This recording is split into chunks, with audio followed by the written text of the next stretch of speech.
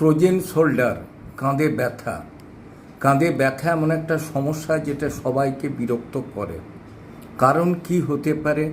আমরা যদি উঁচু বালিশে শুই, ঘাড় গেঁদে কাজ করি, এবং যদি আমরা যারা শ্রমিক হিসাবে কাজ করি, ভারী কিছু জিনিস তোলা, ঠোকা বা বোঝা মাথায় নেওয়া, তাদের ক্ষেত্রে কিন্তু এই যে ফ্রোজেন শোল্ডার হওয়াটা অস্বাভাবিক নয়।